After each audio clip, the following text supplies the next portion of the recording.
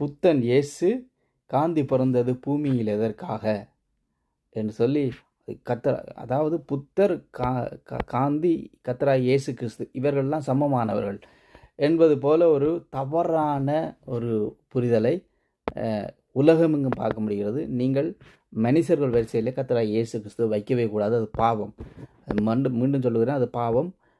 கர்த்தராகிய இயேசு கிறிஸ்து ஏதோ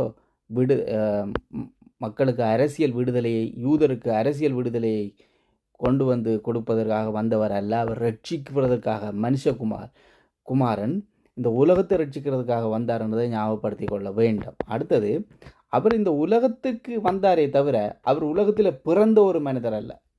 அவர் ஏற்கனவே இந்த பிதாவோடு இருந்தார். ஆதியிலே வார்த்தை இருந்தது, அந்த வார்த்தை தேவனாக இருந்தது, அந்த வார்த்தை தேவனிடத்தில் இருந்தது, அந்த வார்த்தை தேவனோடு இருந்தது என்று சொல்லப்பட்டிருக்கிறது. தேவனோடு அவர் இருந்தார். அவர் இன்கார்னேஷன், அதாவது தன்னுடைய பிறப்பை எடுத்து, மனுஷ பிறவியை எடுத்து இந்த உலகத்துக்கு வந்தார்.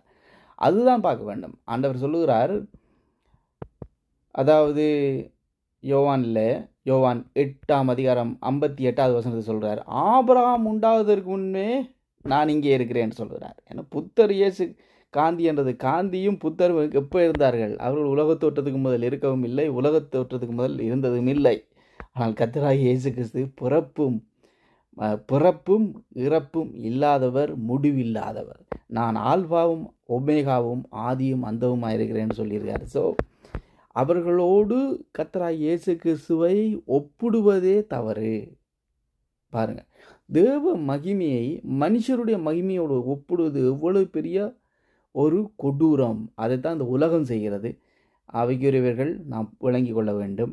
கர்த்தராகிய இயேசு கிறிஸ்துவை யாருடனும் ஒப்பிடக்கூடாது, அது தவறு. அவர் தேவனுடைய குமாரன். அவர் ஆதியும் அந்தமும் இல்லாதவர், ஆல்ஃபா ஒமேகாவாக இருக்கிறார்.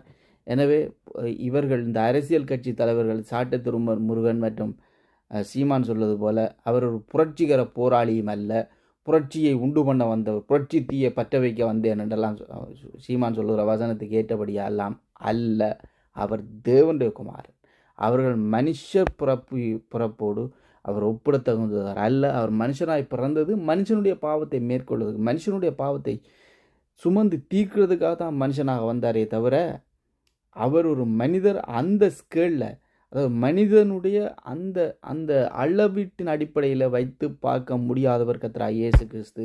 அவர் புனித போராளி அல்ல, அல்லது அப்படியும் அல்ல. அவர் ரட்சகர், நம்ம ரட்சிக்க வந்தவர். எனவே இந்த அரசியலை கவனமாக காது கொடுக்க வேண்டும்.